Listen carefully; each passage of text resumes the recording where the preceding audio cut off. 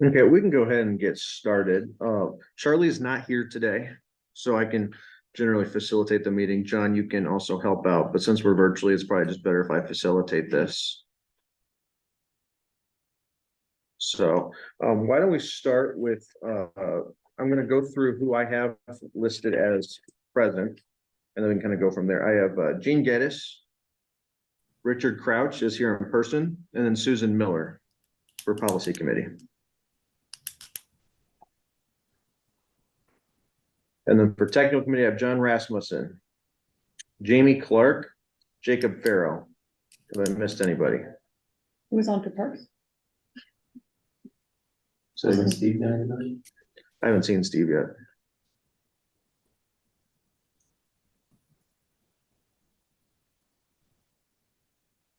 Okay, so why don't we go ahead with approval of the agenda?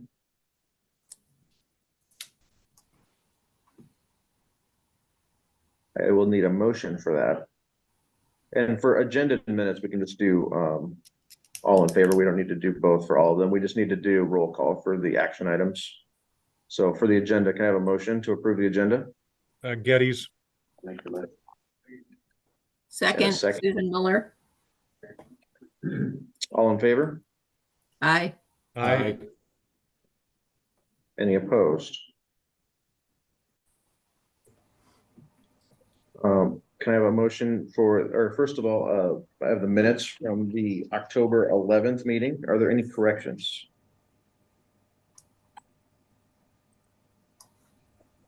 Do I have a motion? I'll move to approve. Do I have a second?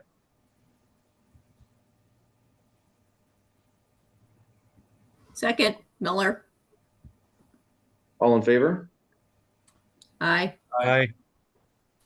Any opposed?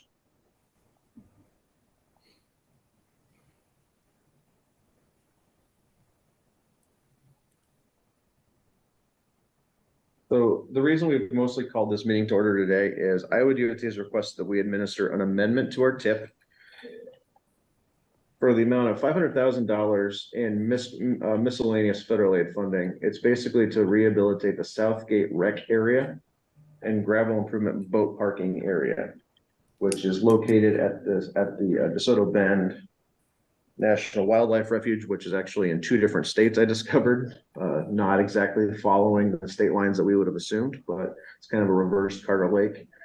The sponsor of this project is U.S. Fish and Wildlife Service, and Iowa DOT has requested us to amend this into our TIP because it is a alternative transportation project.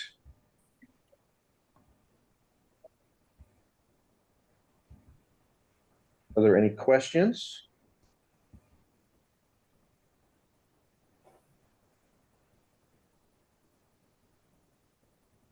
I have a motion from the technical committee. Rasmussen. What is it? It's.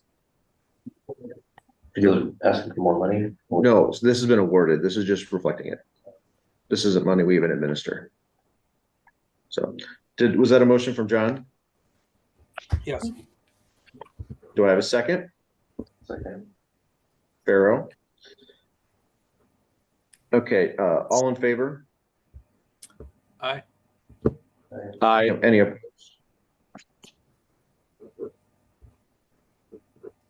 Motion carries as a recommendation to the policy committee. Do I have a motion for the policy committee? Geddes. Do you want to second it? I'll second it. Okay, roll call vote. Geddes, Yes. Crouch, Yes. Miller. Yes. Okay, since I have you guys today, I've been wanting to lead this discussion for a while, but haven't really found the time necessarily to do it. As part of MAPA, just in general, refreshing our committees over the last few years, we've been updating what we call our bylaws. And so I decided this month, since I have you guys here and it's kind of a downtime, just to have a bit of a discussion about the bylaws of the current committee we have. The existing copy we have, which I shared in the meeting notes that I sent out on the website, our existing copy was from 1994. A lot of the regulations are very outdated. Ice-T is the infrastructure bill that they were under at the time. We've since had two since. So I think at a very basic level, my goal would be to provide an updated framework to the policy board as it is, and have some sort of a framework for a technical committee, because there is no framework at all in these bylaws as you've seen them for the technical committee. This is also a time where we can reflect a little bit on the Iowa DOT review of RPA-18, which took place in 2022, which has asked us to tweak a few things related to membership in terms of a representative from a small town, if that's the willingness of this board. In addition, to have a little more representation on a technical committee from trail boards and other interested parties to provide a little more insight into transit, into trails, into some of the other things that we work on and that we provide funding analysis for, in particular the TA set aside program. So most of what I'm doing here is I'm just opening this up as a discussion, kind of with those as the framework. At a bare minimum, I hope that we can adopt new bylaws that have the proper name of RPA-18 in them and have the proper infrastructure bill, kind of at a bare minimum. But also, if we can use this as a time to at least update it so that we're in compliance with what Iowa DOT's review of us was. What were we non-compliant in?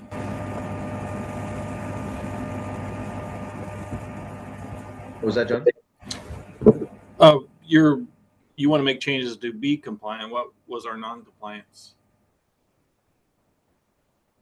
So the recommendation from Iowa DOT is that we have a representative from public transit on the policy board. So that would mean that we would elevate John or Mark to the policy board, and then have a representative from a small town that would be appointed every year, every 2 years, or however we would decide to do that.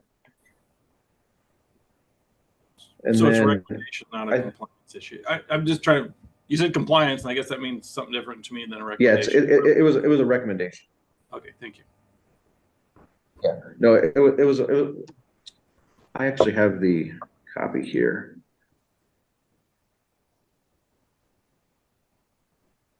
Yeah, and another thing too, and like I said, this is intro discussion here, so I hope that we can kind of brainstorm things here. We have a policy that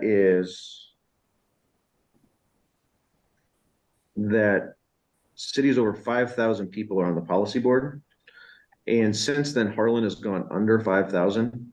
And I think in order to keep the membership of the committee kind of even between counties, because right now we have Pottawattamie with 2 county votes. We have Mills with 1 county vote and 1 city vote with Glenwood. With Shelby, we have 1 county vote and 1 Harlan vote, and then we just have 1 Harrison vote. So an idea that I've had, and I'm curious what you guys think, is if we lower the threshold in the bylaws to 2,500 for the city definition. So then that would also put the city of Missouri Valley on the policy board, but then it would put Harlan back into, I guess, what you'd call compliance with the bylaws.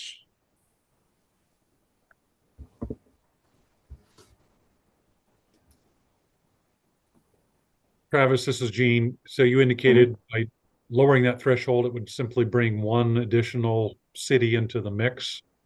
Mm-hmm. Okay. What city? Missouri Valley.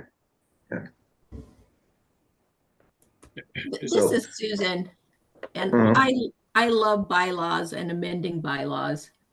I'm trying to understand, are you planning to restate those? I guess what I'm looking at is the articles of agreement. Is that the same thing as the bylaws? Yes. Um, So And you talk about members. Oh, okay. So this was the definition that you're Yeah. planning to amend, mhm. synonymous with the counties to this agreement and cities exceeding 2,500 population within those counties. Yes. In section 4.02, yeah. That would be one recommendation that we would have based upon our Iowa DOT review, yeah. And keep in mind, this is not an action item today, that we're starting a discussion. So I am genuinely curious what the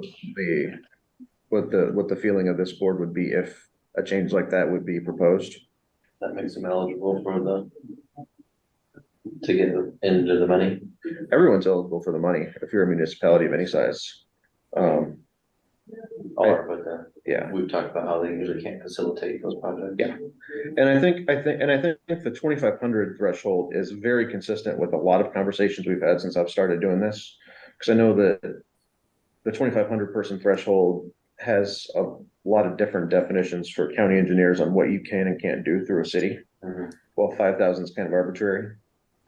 And then also based upon Harlan's population being slightly under, I think that having them on this board is valuable because they are kind of the economic hub and the governmental hub of that county. Mhm. So I think in order to keep Harlan in compliance in terms of these bylaws, I think lowering that threshold from 5,000 to 2,500 would be beneficial for everybody. That being said, that would bring one more city onto the policy board. Mhm. So that being said, they would have to approve that on their city council as well. So, but in terms of amending bylaws, it just has to have that can be done in this board here. So if it was the will of this committee to do any of these things, it would just have to be on the agenda, and we'd probably go through some sort of a review process for multiple months, because I wouldn't want to just next month have a bylaw change. I don't think that for the sake of transparency, that's good for anybody. Mhm. So. And then also, like I said, there's nothing in these bylaws related to the technical committee, and I would like some sort of a framework for the technical committee. What would constitute a quorum? What would constitute who's a member, how they become a member, and how they're appointed, and things like that. Like I've said, I think it would be beneficial if we're having an alternatives program call for projects to have members on our technical committee who deal with transportation alternatives. That's just something I think would be beneficial. Also, public transit, since SWITA does receive money on occasion through this committee. So Travis, this is Gene again, and possibly you've covered it. And so what determines that there needs to be a policy and a technical versus just one committee? That's a good question. I haven't honestly thought about it. I just know that the way that the MPO is set up, so the RPA is set up just basically as a rural MPO.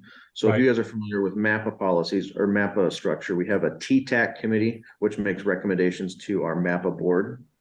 And so the way that it's set up statewide with these agencies is that you have a technical committee with a bunch of different stakeholders. Like in this case, it's county engineers, it's a public transit representative, and then they make recommendations to policymakers. So you have the technical aspect where you, like I said, with engineers, and then that goes to policy committee members who are elected officials. So it provides kind of a layer of expertise, while you guys are while technical committee members are an expert on a particular field, the policymakers are kind of the people who are appointed to make decisions based upon all of their departments and all of their technical expertise, or all their technical representatives. Appreciate that explanation. And the item I would offer is, and again, being still somewhat new within 5 years, because some others are longer than that, just from a participant standpoint, it does seem cumbersome at times, having two separate subcommittees in a relatively small group. So not having the background and history, I understand the focus of each group between technical and policy and what they're, I'm not sure if that lends to this or not. So someone such as John or others, not to pick on John, but if having the two subcommittees or committees makes sense for this board. I mean, we kind of came to the way we do it just to get votes because the policy committee didn't have the votes, right? So a lot of us were proxy voting. And I guess that's the fear. If you don't get the policy board recommendation and you don't use the proxies, then you don't really have a meeting. So honestly, I don't know why maybe the technical committee doesn't need to vote on the action items or whatever the case might be. It is kind of cumbersome. So I'm not recommending that we meet at two separate times. I think meeting in this forum is fine. I do think that at least for action items like today, a tip amendment, I do think it's good to at least have the separate votes. But I'm not recommending, Gene, to have two different committees where you'd have to meet at two different times and stuff like that. No. Thank you.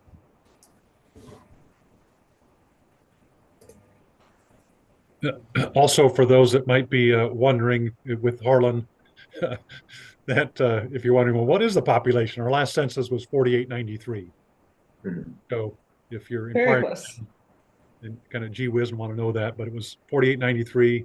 And if you look back at our census, the last 60 to 70 years, we've been plus or minus 250 for the last 70 years. So this last census, we Mhm. dipped down, but we've actually seen an uptick. So I wouldn't be surprised we're back above 5,000.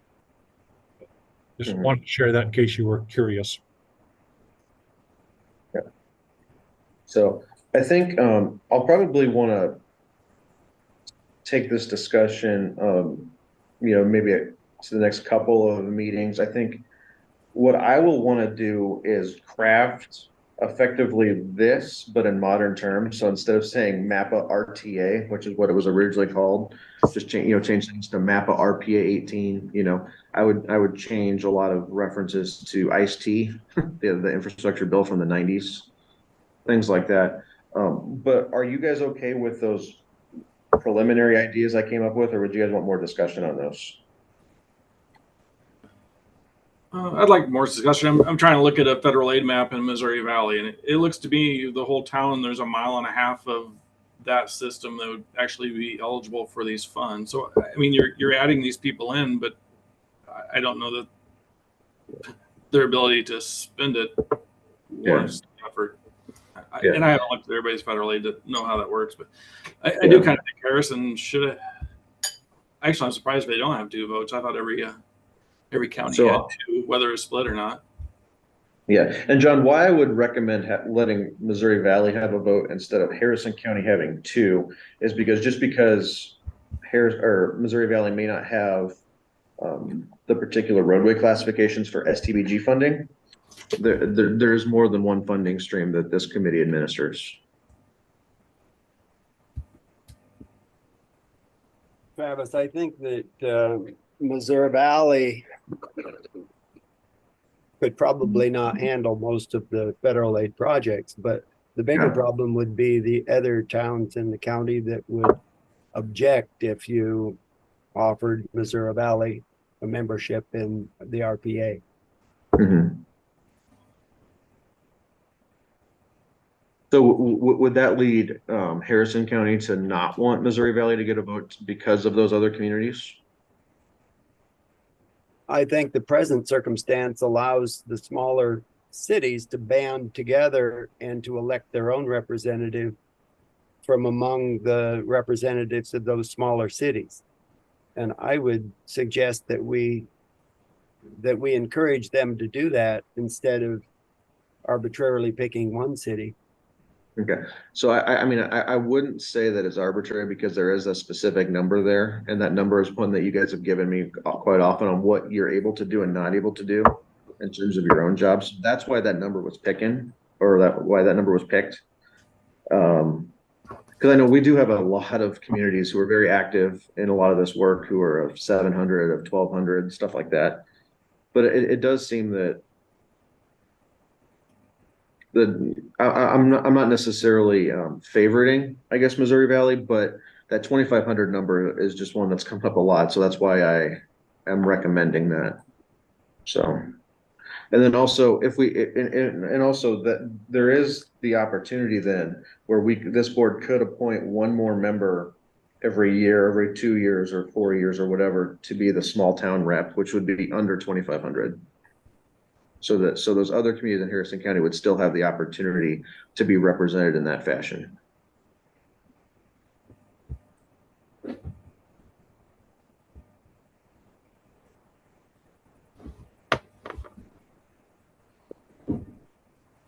guess I'd want to go back and review the federal guidelines for the operation.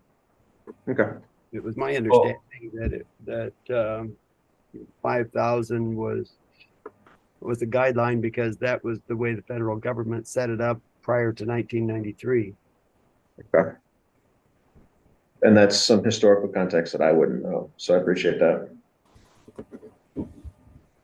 Yeah, prior to 1994 or 3, whatever it was, the cities over 5,000 received a specific allocation of federal funds, just like the counties did. Mhm. Okay. Still, all cities would be eligible.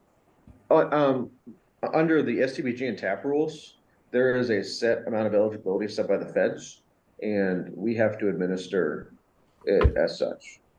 So, I mean, it wouldn't be a. I know wouldn't be a cutoff point. we've had plenty of discussions about the ability of a community with 500 people to do a federal aid project. They're still eligible though, so that's a discussion point that this board will always have as to whether or not we think a community would be able to actually get a complete using federal money, but that doesn't mean they're not ineligible. Okay. So, and this bylaw review would not have any mention to who's eligible and not eligible to STBG or TA set aside because those are set by the feds. So, They would still have to come through the county. yeah. So, yeah. Just like it has been, kind of. Yeah, kind of. There's, state guidelines and federal guidelines require that we have an open call for projects where anyone can apply for the funding who is eligible. So, and those are the rules that we have to go by. That being said, that's not part of, I guess, what I'm proposing here with the bylaw review. So. Yeah, this would just help determine who's actually in the room during the meetings. Yeah.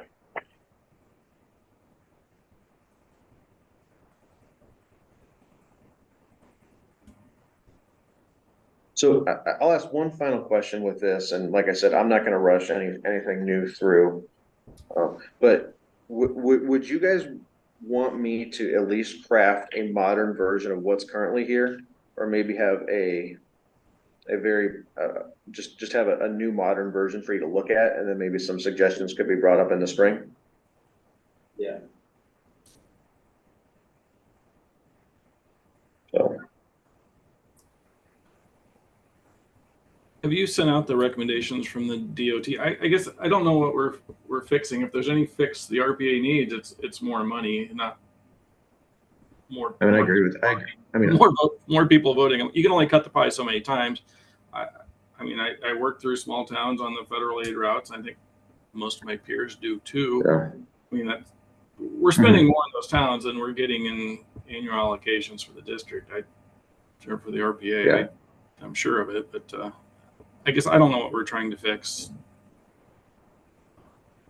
So based upon our Iowa DOT review, they wanted a representative from public transit. They wanted a representative for small towns. And as a result of that, and just looking at the fact that these are the only bylaw copies we have, those two things were enough, I thought, so that we can at least have an active bylaw for a committee that meets and distributes funding.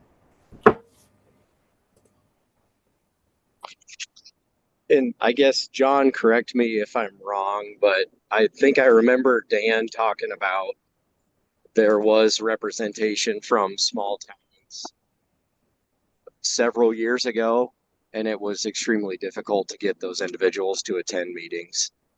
Mm-hmm. Yeah, we used to have separate meetings, and we've kind of changed this several times how we did that, separate between the technical and policy years ago. I don't remember the small towns, but I also, there's nothing that prevents them from coming to a meeting or making applications. I mean, we're reaching out to them now, right? I don't know. Yeah. I sent out the call for projects to every small town. I think, but the conversation here is not about who's eligible for funding. The conversation is who's at the table making decisions. And Iowa DOT did recommend at least one representative of them here. So that's the premise here.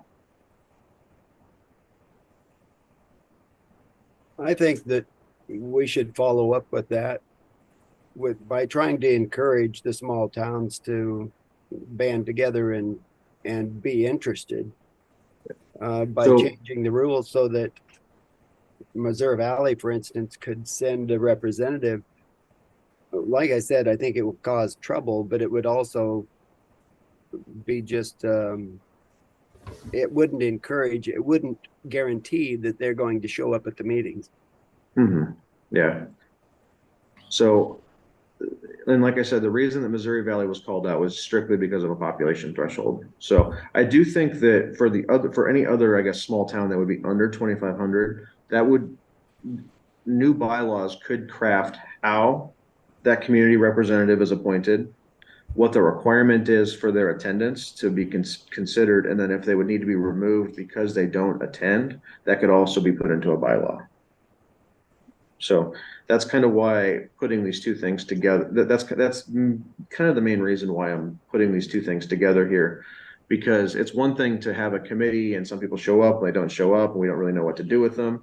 This way we can at least have a set protocol in place for, okay, Iowa DOT wants us to have a small town representative, but also since we've updated our bylaws, if that representative is not being active, we can remove them from the committee and get someone who would be.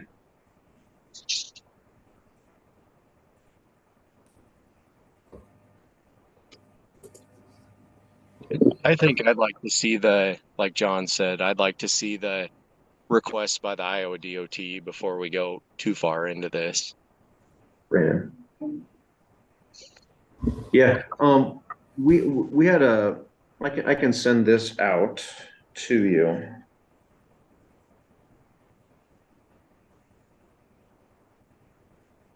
I think It's a 40-page document. Would you guys want me to send you the whole document, or would you just want me to send the pertinent recommendations in like a summary? I would just send it. It's fine. You don't have to do the extra work. Okay. So, okay.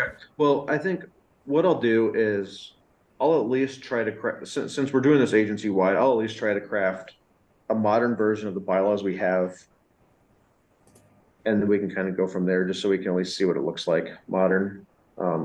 I think having a draft copy of 1994 bylaws is kind of missing the mark. So I think at least fixing that, I think, would be a good start. At least that's my recommendation. So that being said, thanks for the feedback. I think I'll be able to take this back and kind of see what we think we want to do. So with that being the new small town representative, would they also pay dues like members do now? I think that would be a discussion that we would want to have in bylaw updates. So I think all those things would be on the table.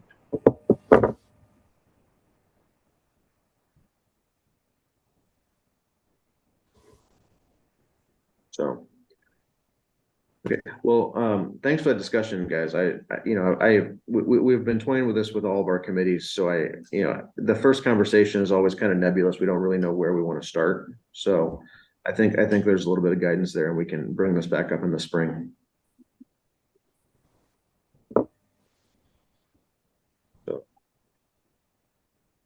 So next, I've invited some potential applicants for funding to go over applications, and we do have 2 of them here. So I'm just going to go through the STBG and TAP guidance just to make sure that everyone's kind of up to speed with them, since there have been some changes.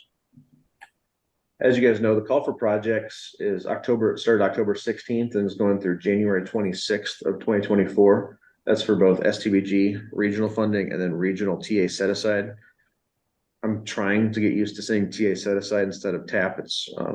But just so there's no confusion there, that's what I mean. We're going to have a public comment period from January 29th to February 28th, following the end of the call for projects, and then do project selection at the March 13th meeting. Do those dates all need to be 2024? Yeah, my apologies for that. Okay. Yeah. For STBG funding, as we've talked about, there's about $800,000 available in FY28. Pottawattamie County has already had 2.3 or so million allocated illustratively. And then here's just I'm gonna go through the application just in case anyone hasn't gone through it before. Project name, contact person, sponsor, things like that. The classification of the project, whether it's highway, transit, or transportation alternatives on the application, we have a long list of those. Then there's some narrative questions describing the proposed project and its regional significance within the space provided, including bridges, a brief description of the project area. Then there's going to be a project budget needed, as well as a work plan, and then a question as to whether or not you will need to coordinate, or you'll need to coordinate with another entity in programming or implementing the project. These are just some other items here for highway projects, the average daily traffic count. I think there's going to be some talk in the future as to where counts come from. If you guys need help with your applications in terms of getting count numbers from the state, or if you do it on your own. There's a section here, number 12, as to whether it's a major or minor arterial or a major or minor collector. And then also some bridge data if it's structurally deficient or functionally obsolete. And then obviously on the right side of the slide here, project checklist for project description, location map, budget, schedule, and a motion of support. And you're going to hear this with the TA set aside as well. That's a really important component now with the new infrastructure bill. For TA set aside, we have quite a bit of money available, and I've gone to 2 trail committee boards already. Bob's here from Shelby County, as well as Lance, who represents Frontier Iowa Trails. Like I said, we have 770,000 or so available in TA set aside, and Iowa DOT has stated that we need to program and get projects completed much more promptly. That was another. I'm not going to say corrective action, but it was a strong recommendation that they had for us. Some of the new guidance is that this process must be competitive. So there's a set of criteria in the outline as to how we'll grade these. The emphasis needs to be on high need areas with regional significance, multiple jurisdictions, multiple different types of significance, whether it's a safe routes to school project, whether it's a trail project, whether it connects certain populations, things like that. And then also there is the chance that if there is an application and a project that has been procured and gone through all the approval projects, they can receive their money earlier through the DOT, which could provide a lot of flexibility. So then I'm just going to go through this application too. Like I've said before, the state and the regional TAP applications are the same. So we're encouraging that everybody who wants to do regional TAP, if you can get your project or get the application done and get a letter of support from your county commission or your city council or your trail board to apply for state. Obviously, project sponsor information. It's important here that you need to have a UAI number, which every municipality has, but you just have to make sure that you have that planning organization, and then obviously your project sponsor information.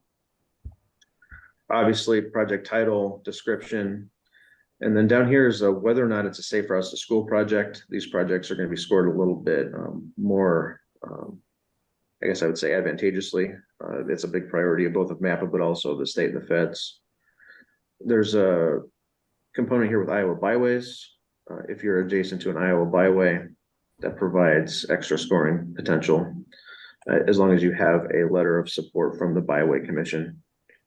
Then there's obviously requirements like projects need to be open to the public if they receive federal funds, and if there will be a fee charged to users. Part C here has kind of the components as to what funding will be used where, whether it'll be local money, whether it be the TA set aside money, whether it be for right of way, preliminary design, construction engineering, and then obviously other phases. Matching funds, I think this is really important because we have a lot of projects here that receive a bunch of different federal funding sources. You have to have a 20% match, local match for every bit of state or federal money you receive. So if you have 800,000 that you receive, you have to have 200,000 in local money, no matter what. Obviously, when you're developing, the state and the feds are requesting project milestones in Part D, whether it be construction engineering, when it's anticipated to let, when you're anticipated to open, things like that. And then, as I said, safe routes to school is a very important component of this. So naturally, they want to know what schools are there, what grades of the schools, and how many students currently bike to school, how many currently drive to school, things like that. And then there's a set of narrative questions for a project description, the impact of the project, the alignment with local, regional, statewide planning documents, federal aid, understanding and process. I think we've talked about this with some of the other items. Is your agency or entity able to actually carry a project across the finish line and through all federal approvals? The contribution towards safety for all transportation modes, number 5. Number 6 is the enhancement of statewide tourism benefits. 7 is the need for the proposed project. 8, improved accessibility. 9, long-term maintenance, project readiness, and then public input. So do we have any questions related to the regional TAP?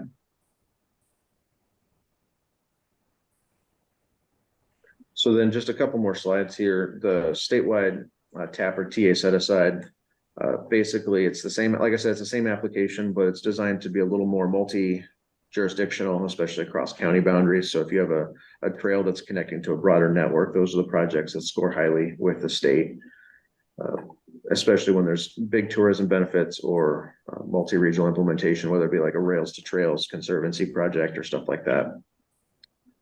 Some of the big components are trail connectivity, because there's a lot of trails that aren't connected. So being able to provide a connection between all the trails we do have is a big goal of the state.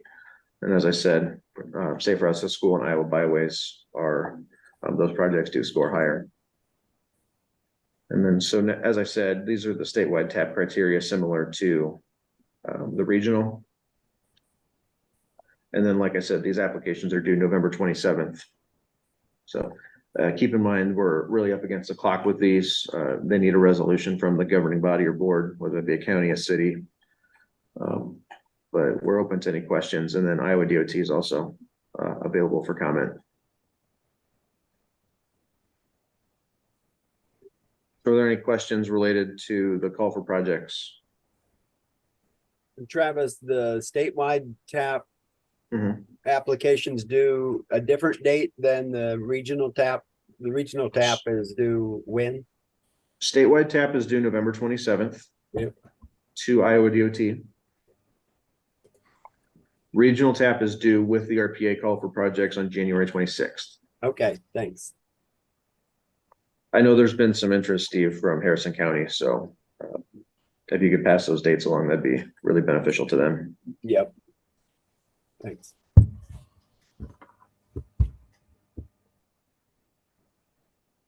Okay, so like I said, this is obviously probably the most important thing that we do every year, this call for projects, both for STBG and TAP. So please don't hesitate to ask me any questions.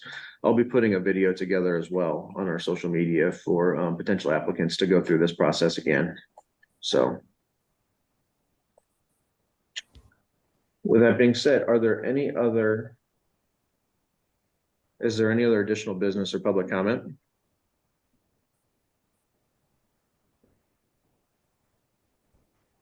Just Lindsay has one announcement for a training opportunity.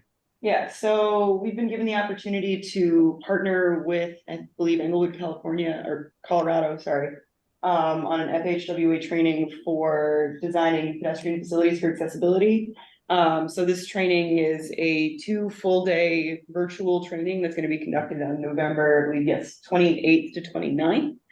We do still have some spots available if any of you would be interested in attending this training. And if so, just make sure you get, I know it's a little bit of a tight timeline, but if you can get back to me by the end of today, I can add you to that list because I need to get those names to the organizer by the end of this week. So again, that's a virtual 2-day training on designing pedestrian facilities for accessibility, or DPFA. This slide has a list of some of the topics that are going to be covered, which I don't need to read out to everybody because everybody can read if you've got time and interest. Just make sure you get your name to me by the end of the day if you'd be interested in participating. Thank you. So then just some future dates here. with the RPA calendar, there's that training opportunity that we were just talking about. Right now, I don't have any agenda items for December 13th or January 10th meetings. January 26th, our applications are due. There's the potential that we'll have some sort of an open house or public comments opportunity during the 30-day public comment period. And then March 13th, Policy and Technical Committee is the date that we have right now for project selection, or at least starting that process. Is there any other comments, questions, concerns?